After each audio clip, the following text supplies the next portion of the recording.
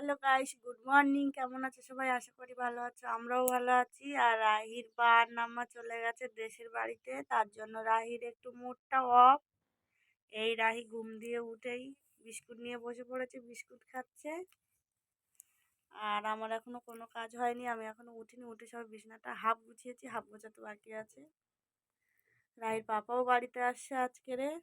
চলো দেখো, আমি কাজ বাজ গুছিয়ে বাসন মেজে স্নান করে এবার ঠাকুর দেবো ঘরে, দিয়ে তারপর আবার মন্দিরে যাবো। এটাকেও স্নান করাতে বাকি। এত দুষ্টুমি করছে, আর এই দুটো পড়লে এক জায়গায় যে কি দুষ্টুমি করে কি বলবো। এখন ওই যখন ঘরে এখনো ঠাকুর দেওয়া হয়নি, ঘরে ঠাকুর দেবো, দিয়ে তারপরে রেডি হয়ে মন্দিরে যাবো। তো চলো, রেডি হয়ে গেছি মন্দিরে যাওয়ার জন্য। আর এদিকে দিদি এসেছিলো, ভাঙা এসেছিলো, যে ড্রয়িং করতে এসেছিলো, এখান দিয়ে আমাদের বাড়ি এসেছিলো, ওই জন্য চলে যাচ্ছে।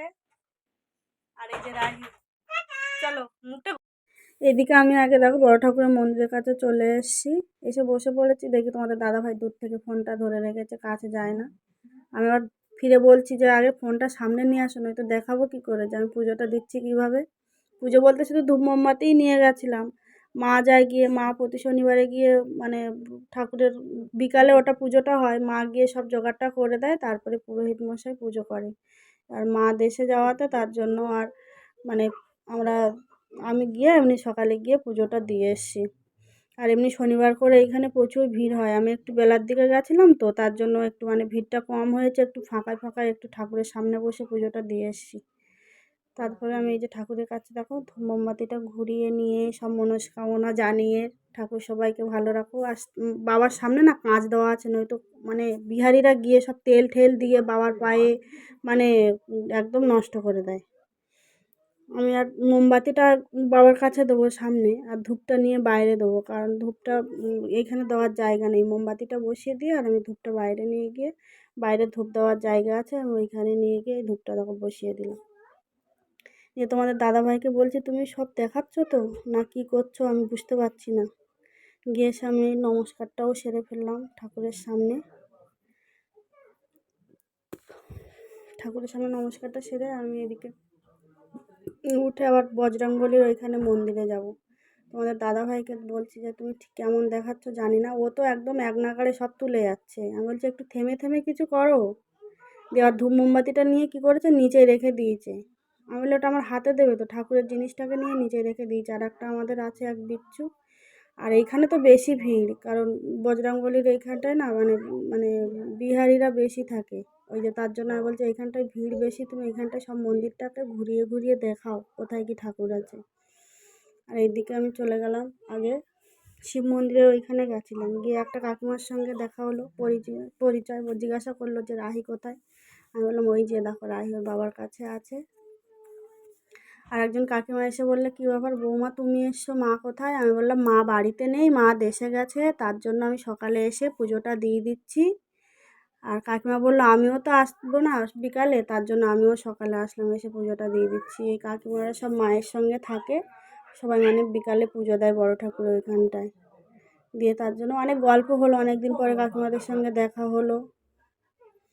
আমি আবার মোমবাতি কী করে জ্বালাবো, দেশলাই নিয়ে যায়নি, কী করি। তারপরে ওই যে ওইখানে গিয়ে মোমবাতি দিয়েই মানে যেখানে জ্বলছিল মোমবাতি, ওইখানে গিয়েই আমি মোমবাতিটাকে জ্বালিয়ে নিয়েছি। নিয়ে আমি আবার তোমাদের দাদাভাইকে বললাম যে একটু ঠাকুরটাকে ঘুরিয়ে দেখাও। আর এদিকে রাহির দুষ্টুমিগুলোও দেখাচ্ছে কোথা দিয়ে জ্বালাবো। আমি আবার জিজ্ঞাসা করছি কোথা দিয়ে জ্বালাবো, দিয়ে আমি আবার ওইখান দিয়েই জ্বালিয়ে নিলাম, নিয়ে ঠাকুরের সামনে ঘুরিয়ে তারপরে আবার ওইখানে বসিয়ে দেবো। আর একজন এই যে ম্যাঙ্গো পেয়েছে, ম্যাঙ্গো নিয়ে নাচানাচি শুরু করে দিয়েছে। আর ওটাই নিয়ে মুখের মধ্যে কেটে দাও, তার মধ্যে বলছিল কেটে দাও। তো ঠাকুরের সামনে বলে আমি আর কেটে দিলাম না। দিয়ে আমি আবার বজরংবলীর এইখানে ধূপ মোমবাতিটাকে ঘুরিয়ে। আর এইখানটায় সবসময় ভিড়, শনি মঙ্গলবার তো মানে মানে এখানে আর একটু সকালের দিকে যদি যেতাম আমি মনে হয় আরও মানে কিছুই দেখতে পেতাম না। সকালের টাইমটা আমি তো গেছি প্রায় 12টা বাজে, তখন গেছি সকালে কাজ বাজ সেরে সব। রাইকে চান করিয়ে আমি নিজে চান করে ঘরে ঠাকুর দিয়ে সব গুছিয়ে যেতেই আজকে অনেকটাই বেলা হয়ে গেছে। সত্যি মন্দিরে যেতে আমার আজকে অনেকটাই বেলা হয়ে গেছিলো।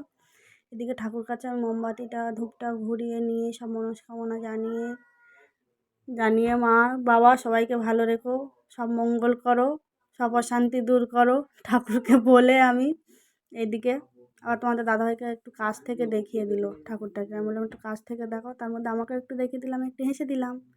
আর এদিকে ধূপ মোমবাতিটা আবার ওইখানটায় বসিয়ে দিয়ে, ওইখানটায় মোমবাতিও দেওয়া যায় না, যেমন বড় ঠাকুরের মন্দিরে ওইখানটায় মোমবাতিটা দেওয়া যায়, ধূপটা বাইরে দিয়েছি, তেমন এইখানটায় আবার ধূপ মোমবাতিটা সবটাই বাইরে দিতে হয়। দিয়ে আবার শিব মন্দিরে ওইখানটায় যাব বলে আমি আবার এইখান দিয়ে দেশলাই পাইনি, দেশলাই তো নিয়ে যেতেই ভুলে গেছি, তার জন্য আবার এই যে বক বক করছে, আমি দেশলাই নিয়ে যাইনি, দেশলাই নিয়ে যাইনি, তুমি সবটা দেখাচ্ছ, কেমন কি দেখাচ্ছ, একটু ঘুরে ঘুরে দেখাও।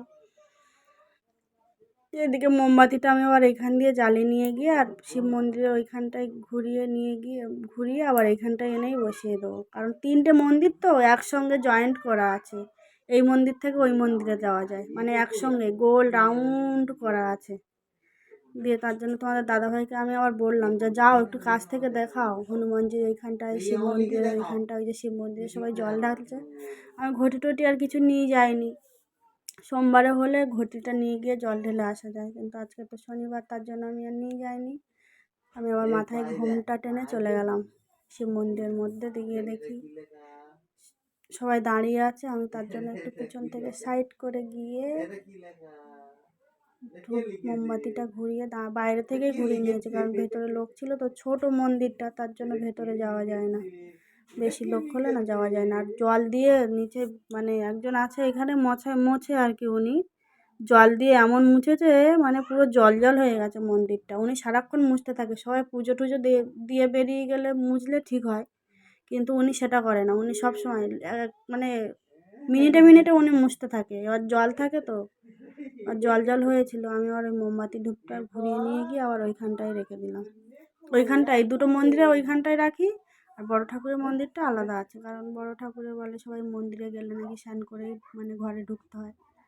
দিয়ে আমি আবার চলে গেলাম, ওইখানে সবাই জল ঢালছে, এদিকে আর একজন দুষ্টুমিও করছে তার মধ্যে। আমি আবার এই কাকিমাটাকে বলছি, কাকিমা একটু সরে যাও, আমি একটু প্রণাম করি, প্রণাম করে আমি উঠে যাচ্ছি, তারপরে তুমি পুজো দাও। আমাকে একটুখানি কোনো রকম সাইড দিয়েছে, আমি ওইখান দিয়ে নমস্কার করেই উঠে গেলাম। আর কাকিমাও ঢুকছে সাইড কেটে, কাকিমাটাও ঢুকতে পারছে না, দেখো না, ছোটো তো মুখ, মানে মন্দিরের মুখের সামনেটাই একদম খুবই ছোট। এদিকে আমি ঘন্টাটা টং করে বাজিয়ে দিয়ে আর এই যে বাইরে দুবার প্রণাম করে নমস্কার করে বেরিয়ে গেলাম বাড়ির দিকে। দেখো রাহি ফোন দেখছে, রাহির বাড়িতে নেই, নাম্মা বাড়িতে নেই, পাপা গেছে চিকেন আনতে, এখনো আসেনি, বললাম নিয়ে আসতে হবে না, কথা শোনে। ভাতও রান্না হয়ে গেছে, এদিকে মাছ ভাজা বসিয়ে দিয়েছি, আর এদিকে রাহিটা তুলে নিয়েছি, কারণ ওটা তো ঝাল দেবো না, ওটা একদমই ঝাল খায় না। আর আমাদেরটা এই যে কাঁচা লঙ্কা দিয়েছে, এই মাছটাই দিয়েছে, আর একজন মাংস আনতে গিয়ে দোকান বসিয়ে মাংস নিয়ে আসছে। রাহিকে খাওয়াই চলো। আমি এইদিকে শাড়ি পরে রিলস বানাচ্ছিলাম, আর এদিকে রাহি দেখো এখনো ঘুম থেকে ওঠেনি, ঘুমাচ্ছে, বিকালবেলা সন্ধ্যা হয়ে গেছে। আমাদের আর একজন রান্না করছে, এইদিকে এই যে রান্না চলছে আমাদের। কি রান্না করছো তুই?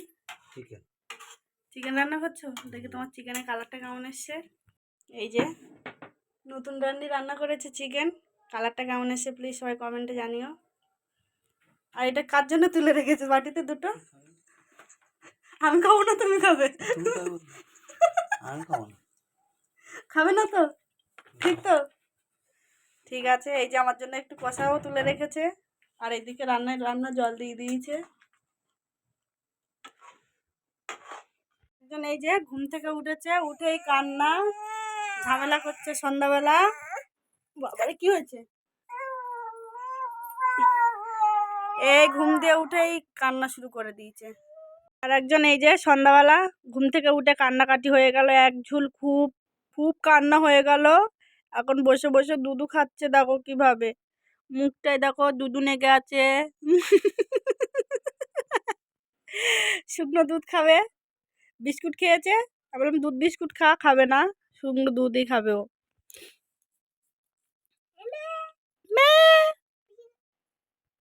এখন বাজে রাত 10টা, আমাদের রাহি রানী এখন হোমওয়ার্ক করতে বসছে, খাবে না, খেতে অনেকটা লেট আছে আমাদের, যদিও ওর পাপা এখনো বাড়িতে আসেনি। এই মাম্মাম কি করছিস তুই? গুড নাইটটা বলে দে। ও গুড নাইট বলে দিয়েছে। তো চলো আমাদের আজকের ব্লগে এই পর্যন্ত, দেখা হবে পরের ব্লগে। টাটা, গুড নাইট, শুভরাত্রি, সবাই ভালো থেকো।